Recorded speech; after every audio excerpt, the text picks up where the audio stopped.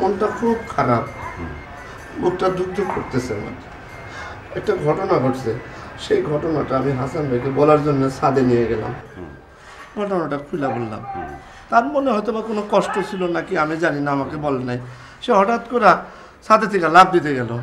তারপরে আমি তাকে ধরে নামানোর পরে সে আমার উপরে হঠাৎ করে রাগ হয়ে গেল, রাগ হয়ে আমাকে মারতে চাইলো এবং ঘটনার বিষয়বস্তু কিছুই শুনলো না, কোনো সমাধানও দিল না।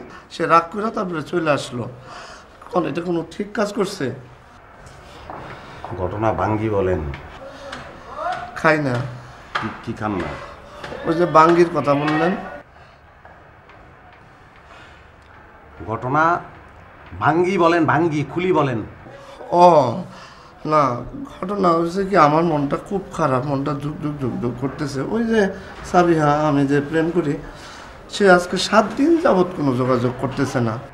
সে মোবাইলেও আমাকে রিং দিতেছে না, আমার আবার ক্রেডিট নাই, আমিও কল দিতে পারতেছি না।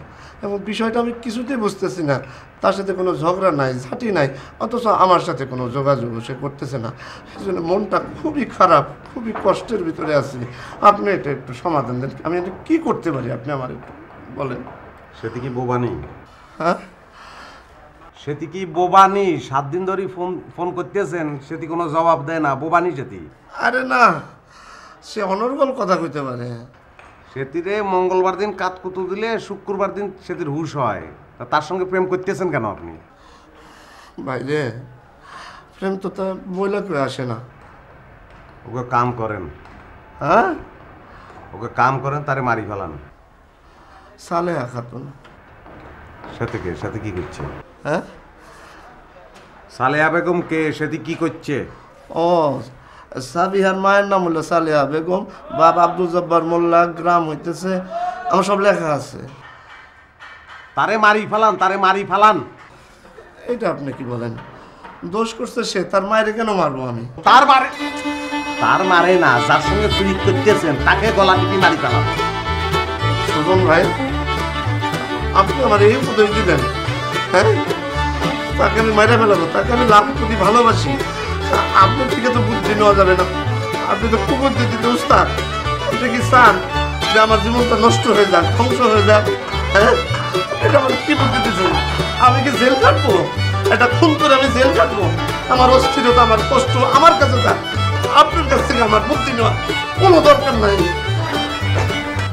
করতেছি যখন এখন থেকে আমরা সকালের প্রতিদিন 2 কেজি গরুর দুধ, বিদেশি গরু না, অস্ট্রেলিয়ান গরু না, দেশি সিরাজগঞ্জে কালা কালা গরু বেরিয়ে আছে না, ওই দুধ দিবি। আর সকাল হলো 2টা ডিম, আর রাতের বেলা 2টা ডিম। ওইটাও ফার্মের হলে চলবো না, দেশি আগে হাঁসের ডিম আছে না বড় বড়। ঠিক এসার পরে 2টা আলু সিদ্ধ করবি, চোকলাটা ফেলাবি না, চোকলা সহকারে লগে একটু বিট লেবন ছিটাই দিবি, বুঝছস?